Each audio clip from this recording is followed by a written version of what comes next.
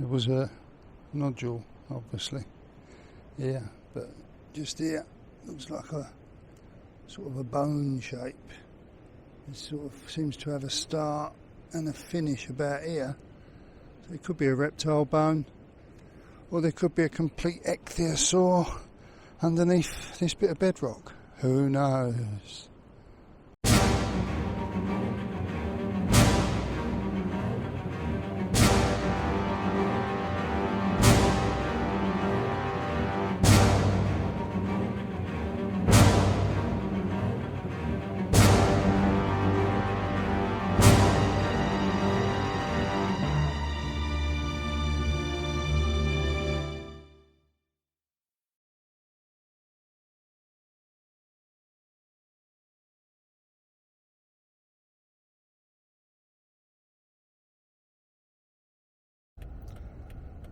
Hello everybody, Steve here, Romford Fossil Hunter. We're on our way today to Robin Hood Bay in North Yorkshire, part of our little holiday getaway. Little bit sad this morning because we was meant to go out last night after a good day on Saltwick, even though it was raining, because Her Majesty the Queen actually passed away. So we had planned on going out, and I don't know, it shouldn't affect you like that, but you don't realise how it affects you, do you? I mean, it's, you know, one of them things. Still, I'm in the car, obviously, still on my way to Robin Hood's Bay. Yvette's popped out just to pick up some of the front pages as keepsakes from Her Majesty's death. And we're not going to dwell on it too much and let it spoil our day. We're going to go fossiling. And Robin Hood's Bay is where we're going. And I'll turn you around, and from here, I can see Robin Hood's Bay. It looks like mist in the distance, but it isn't. It's humidity. It's not actually that cold. It's about 18-19 degrees at this time of the morning. It looks like sea spray running up, but it's not. As it goes inland, it turns into a thick fog, so we're quite fortunate here. We're going to have, hopefully today, some sunshine. They're forecasting showers, so we've got the waterproofs again, but hey, let's hope we're going to have a better day than we did yesterday. Did you get them? Yes. Oh, you've got a few. Just a few? Yeah. Okay. Let's go. Right, that Robin Hood's Bay, just walking down to the bay. I think there's a couple of ways down. We're going down through the village, just so it gives us a little bit of scenery on the way, as you can see.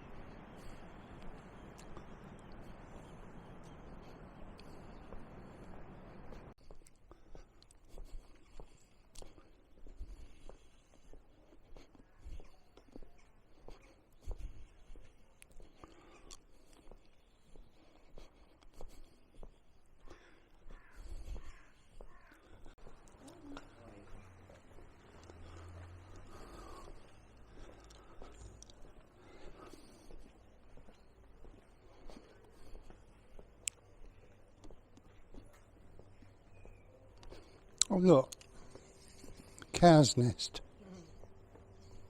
Cow's nest, get it?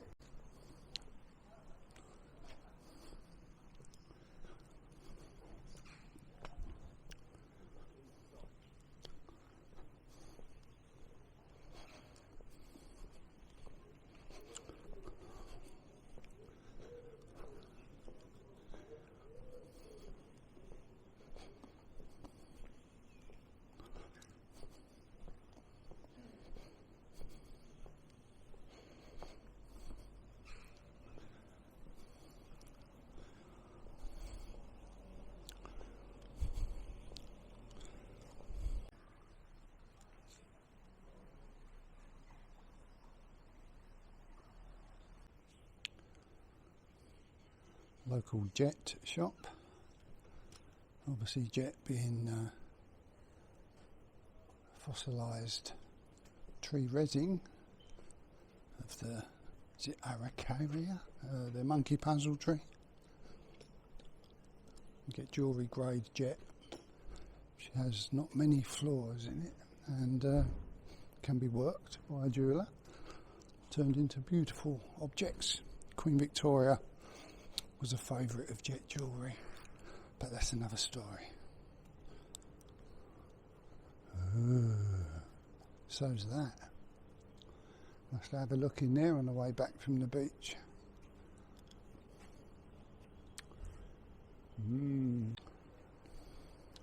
It's an original ammonite there, I think, in a rock. Nice to get one of them today, as big as a side plate. I don't want to get one of them though.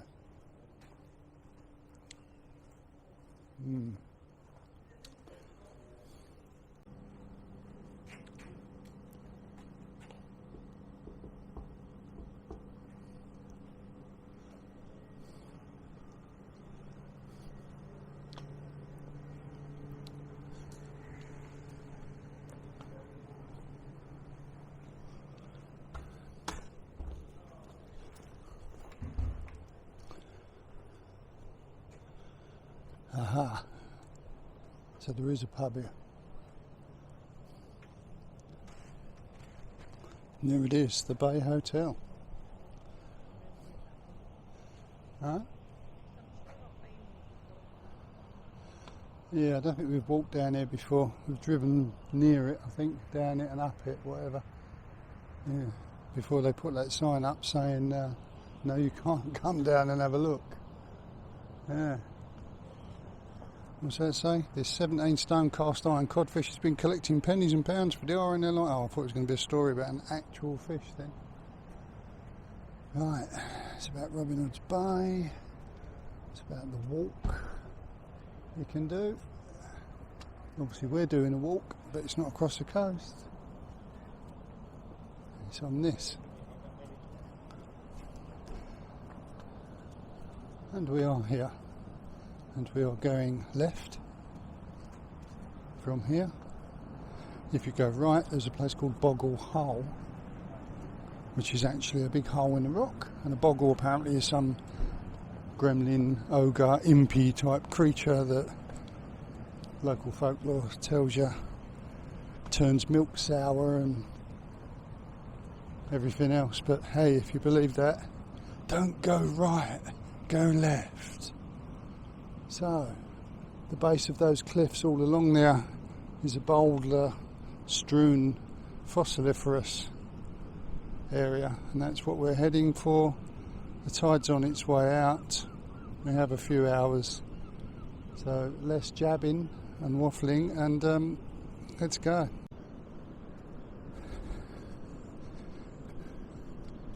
So, the sand eventually gives way to bedrock with rock pools, and it's in these rock pools that heron is hoping to catch, and there he goes. Not that you can see it on here, but it's just flown over there to be less disturbed. Right, we need to just get past all these rock pools and weed over there where all the seagulls are, because I think that's back on the beach. This is so deep, brought in by the tide. I thought it was normal here. First time we've been to Robin Hood's Bay. Assumed all this weed was growing, but there's a massive raft of it. I mean, it must be a good 2-3 foot deep, just covering all this area. Yeah, really soft.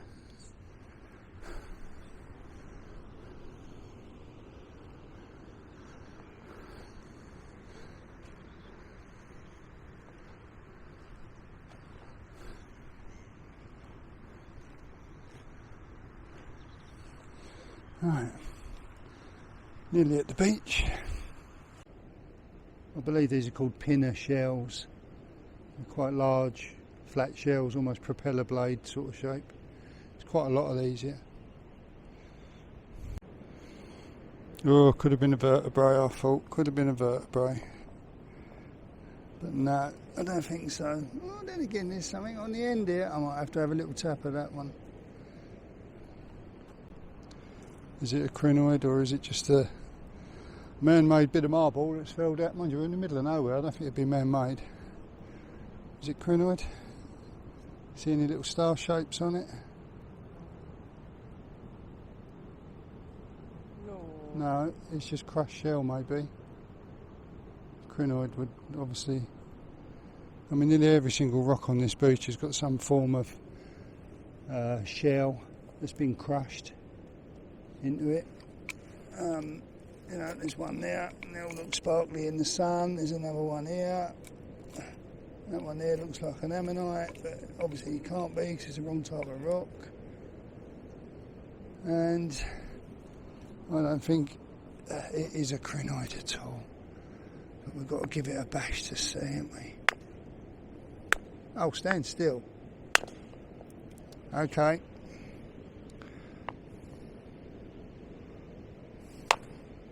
Come on.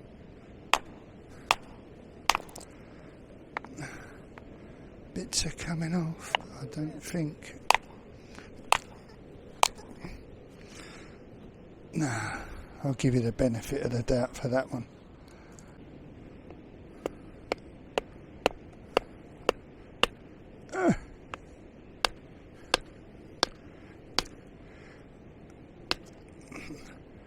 Right, if you're going to come fossiling to Robin Hood's Bay, bring a Kangol. I don't think there's anything in it anyway, but you got to have a tap to know. Yeah, more belemnite beds, shell beds.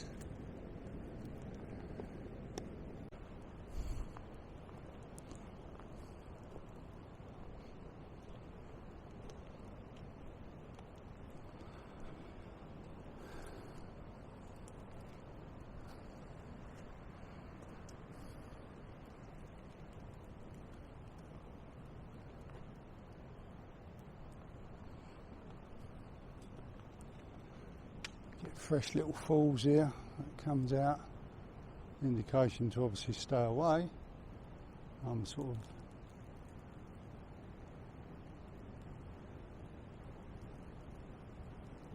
looking for the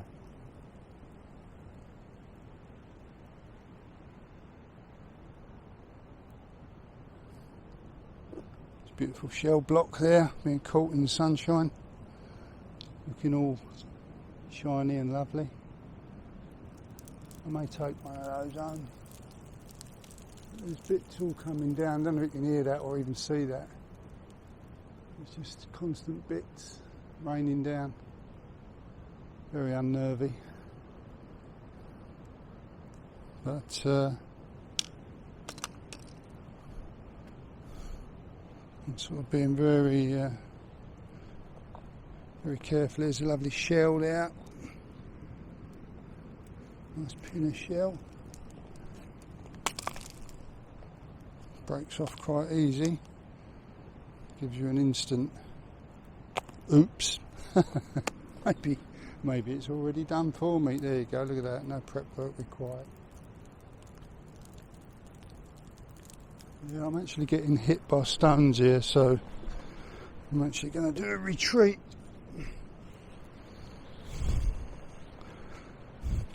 You only want a tiny little stone, size of a marble, hit you on the head from a height of that. And it could kill you. It hits you in the right place. I'm not trying to frighten anyone, but hey, it's supposed to be a 10-metre rule in Dorset anyway, away from the cliffs, and I'm presuming the SSSI sites have got the same rules in this part of the world as well. So they're much more gentle slopes over ahead there, so much less chance of something falling on your head. So we'll probably dwell in amongst those rocks, see what we can find.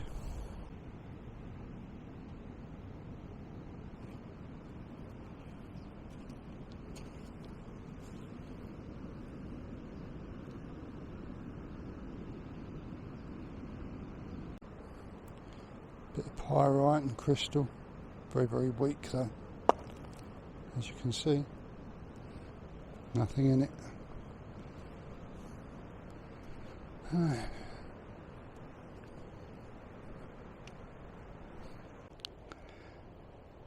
Just like at Saltwick, there's nodules in some of the falling shale. Hey, there's a crystal thing in the middle. There's something in the middle. What is it? Ooh. I don't know. Yeah. Don't know. What's up? You can take it back to the van and have a look through the eyeglass. So I've got an eyeglass in the back of the bag actually, so you could put it in the bag so you can look at it later, and if it ain't no good you can put it back on the beach and hey, make the beach grow. Yeah, but there is some nodules over here that I did see just now. There's nodules everywhere, but there's one just, yeah, it's just there, still in the,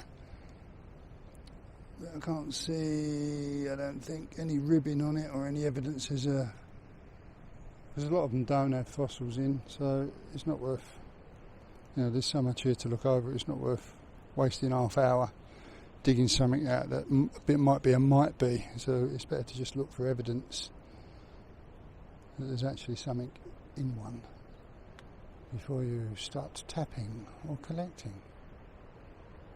Right. It's a very large fallen block here. It's not the shale, it's the much harder stuff. There's like a nice bit of fossilised wood running through it. And two bits actually that sort of meet. Another nodule sort of thing going on here. Obviously there's no point trying to extract it, it's so fine. It'll last a lot longer and give people more pleasure looking at it in the rock here. What is unusual is that there. I don't know if you can work that out. I thought it was an ammonite at first, but then I realised it isn't. And it can't be plant material because it's left quite a deep indentation in it, so I'm not sure at all what that is. Again, anyone watching, if you have got a clue, I'd like to know. Please leave it in the comments. It looks like it's that long. I don't think it goes under this bit, but it's, getting on for the length of my finger, so yeah, nice.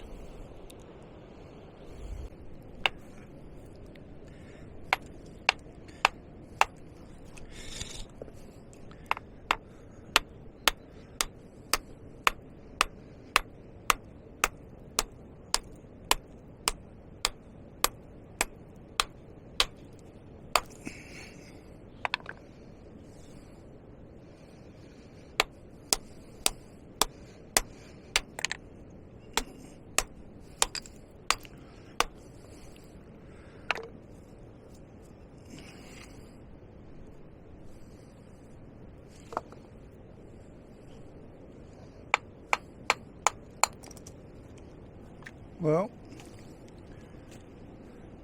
the line we saw on the top is mimicked all the way through it, but it's not an ammonite.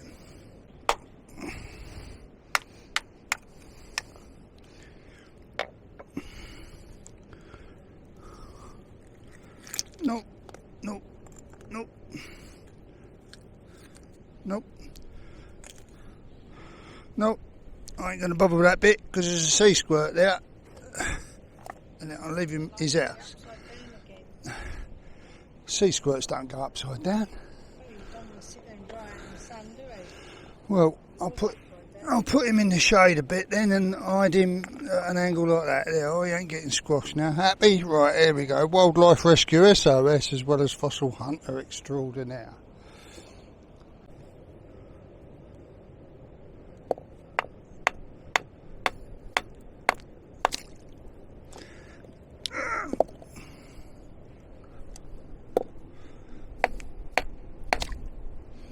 No.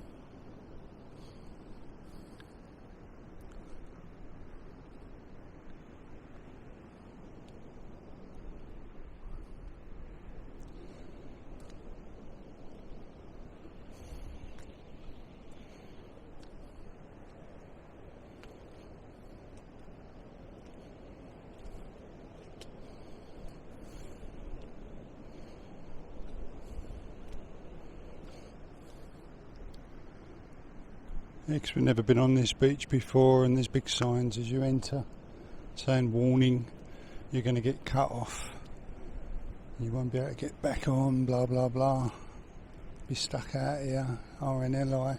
Don't fancy all that, so I'm pretty smart with the tides usually, but I've set a timer 1 hour after low water to be sure. We're actually walking our way back, because already we've when you go from the big harbour wall in the distance there, and we've walked all the way around here, and we've gone not too quick. It's probably getting on for a half a mile, maybe a bit more than that. Obviously the short version is straight across, but there's a lot of weed to negotiate, so it's better if you can obviously steer clear of that. The last thing you also want is a slip. So let's carry on looking. I've set in my mind that I weren't going to go any further than the last tallest set of cliffs, which is literally this bit right here. That's where we're at now. I mean, there is the end of the promenade. I'll probably just walk there just to have a nose around the corner, just so I can see the coast. I don't think there's much around there, but then I'll come back because there's plenty of nodules and things to look at in amongst all this.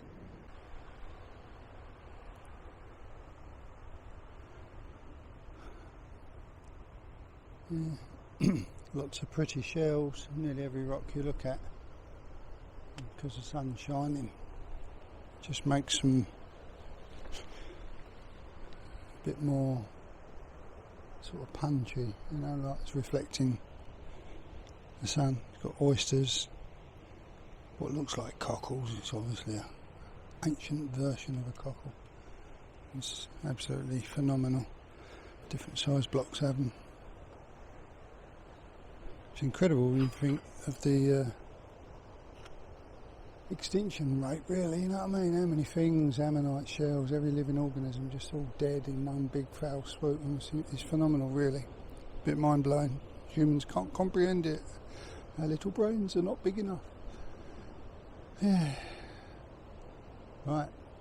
I ain't seen no evidence of big ammonites or anything like that yet. It's just been purely shells. Maybe I've got to go around that corner. I don't know. Maybe I'll have a quick look now. There's just so many shells, as I say, in all these blocks. They are quite pretty.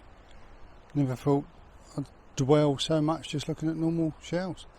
I mean, the old sand ripples as well. I mean, there's a really good example of some Jurassic sand ripples. So this the sort of thing, if you're lucky, you get footprints in and things like that. Obviously it was a seabed at one point, and yeah, you can get all manner of tracks on it and stuff like that. Yeah.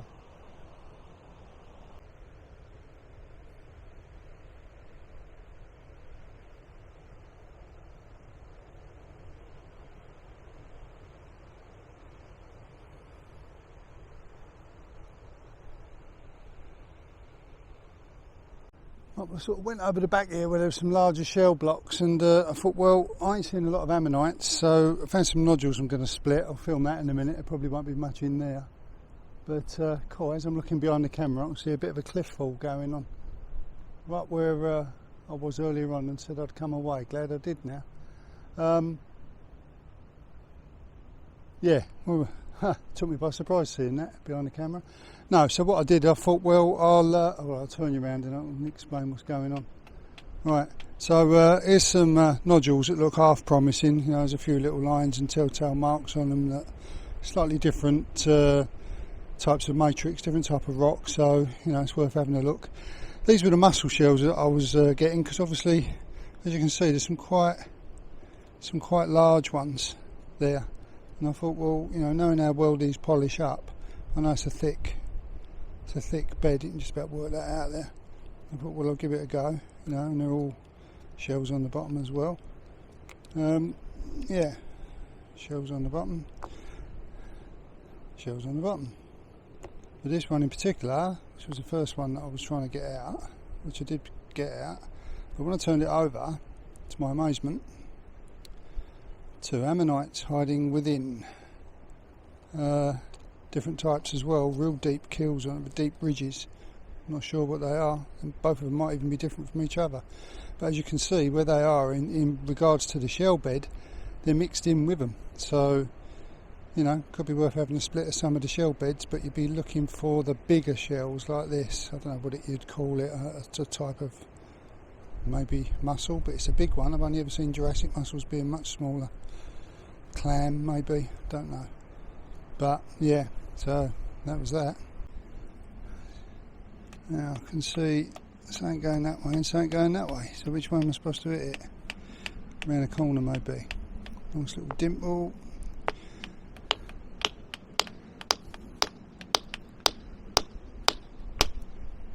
Anything in there? Nothing. Not that way anyway. Just take that one in half just to be sure.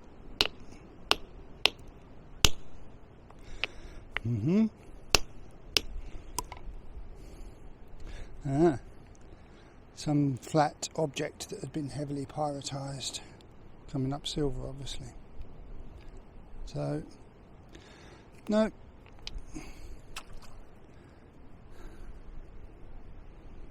Someone's already had a bash of this one, but give up by the look of it.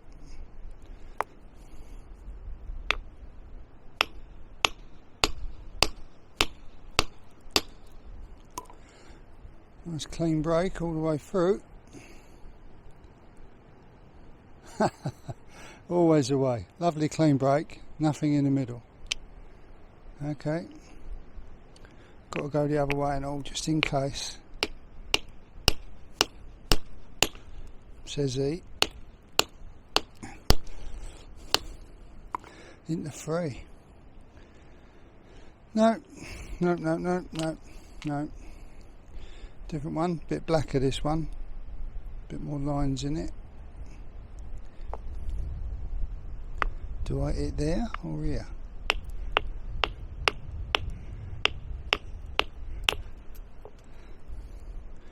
No.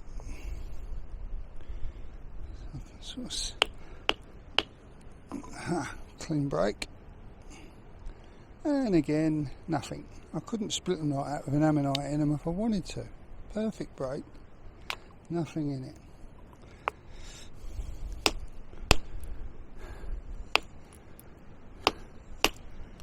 Into three. Lots of teeny little dots of pyrite, teeny little dotty shell bits everywhere. Nothing. And the last one, got a ridge on it.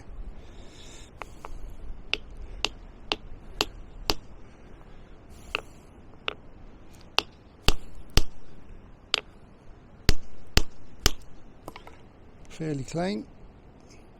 Nothing, even though it had a ridge. So I'm going to work on the ridge towards it anyway.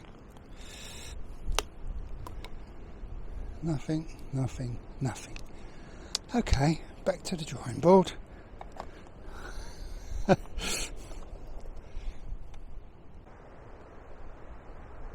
Well, we've had a good look along here. Loads and loads of pretty shells, hardened seabed material, lots to look at. Not so much of a collecting day, but more of a observation day really. I think the ammonites are laying underneath the shell bed, but they're few and far between. There's not a single broken ammonite anywhere visible on the beach, which you normally get. You know, when you go frosting, it gives you an indication you're in the right area. But you have to be careful here at Robin Hood's Bay, because there's signs everywhere about the tides, and it does frighten the life out of you, which is a good thing really, because it means you can't get cut off. As you see behind me, way in the distance there, you know, the tide already starting to come in, but it's still got another 3 hours yet before it's actually in. But that don't mean we hang about. So we're heading for the beach just over in this area here. There's a slipway that runs up if we don't make it to the town road the way we came in here. So we know we can get out okay. So yeah, we're keeping a close eye on the tide. And we're going to march up to that last beach there, closest to the town, and have a good mosey round there before the tide comes in. So yeah, if we find something, I'll let you know and see it. If not, and this is the last bit of video footage, then I'll give you a little close-up as usual on the bits and pieces that we did pull off of here today, which again ain't a lot. A couple of hiding ammonites, but I found them. Okay, talk to you soon. Bye. Here we have the sum total of Robin Hood's Bay today. Bearing in mind we only went round the left side of it out to the first headland. Did not see one section of ammonite at all, purely shell beds. I did crack open quite a lot of nodules, different sizes, different matrix, not a single ammonite at all. So yeah, a little bit disappointed. Was hoping to get some different ones, but I did collect some of these quite large shell sections. I was always having a joke with this one. I said to the wife, it reminded me of that Terminator 2 film where the man was being shot. It looks like his bullet holes, you know, all the silver. Anyway, pure shell all the way through. And again on the back, so you know there's a bit of meaty material there for me to work out with a pen to try and reveal the tops of the shells.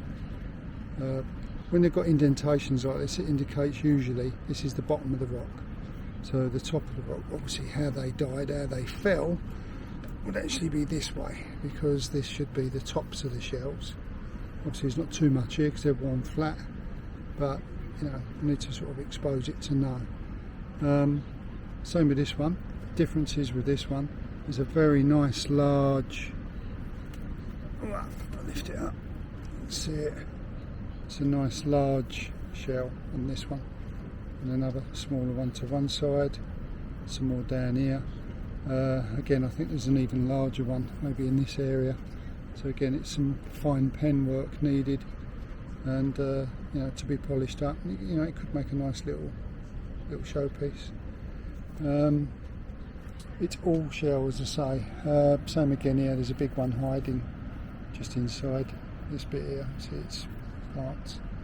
Again, on the other side, evidence of a nice big one here. You can sort of see the ribbing going on there with that one.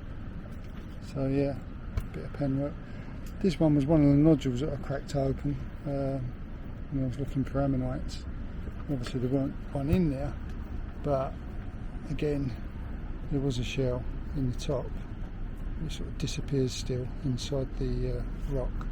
So I thought, well, it's a different, much harder, and there is something else going on inside there. So until I get it home and get the pen on it, I really won't know. Any more whacking with the hammer is just going to destroy it. So that's that one. Another one again, bigger ones in it. Indentation at the back, looks like this one's damaged, but it's where another shell actually sat. There's one here, there's a bit of damage to the end, but so I may sacrifice that one in order to reveal all of this one. And again, you know, there's one on the back there as well. So it's as you're working at them, you work out them on both sides and you decide which is going to be the top or the bottom. So usually dictated by whether, I mean this one clearly you can see that's the top of the shell, it's oval. Turn it over and you should have the indentation, but you haven't. There's a top of a shell there. So I suppose some shells can, when they die upside down as well as up the right way. So it's just a rough rule of thumb. Another one here again, fairly big shell. These are all dirty, they haven't been washed or anything. Obviously it's very difficult to see. You can see them easier when they're wet. I didn't want to make them wet because I've obviously got straw away in the bag. Same again here, bigger shell in this area. You know, this one's a bit different and it's still got the flat grey bedrock that they was actually formed upon. So it might be quite interesting to leave that flat as a base and rebuild this. Some nice smaller shell detail going on just inside here, next to the big one. So yeah, never go with that. It's an individual shell, just came off. Don't know, just put it in the bag like you do. Same again, big shell, smaller one there, and what looks like a little ammonite just on the tip of my thumb there. I don't know if you can make that out. It's a tiny little sort of shape just there, but it's very poorly preserved. And then this one, which was another big one. This one had a bit of wood on it, which is long gone. It's just this little tiny section here, which obviously everyone says it's jet, but this ain't. It's just a bit of wood. Jet's when it's really finely compressed and it's really thick and jewellery grey, then yeah, different thing.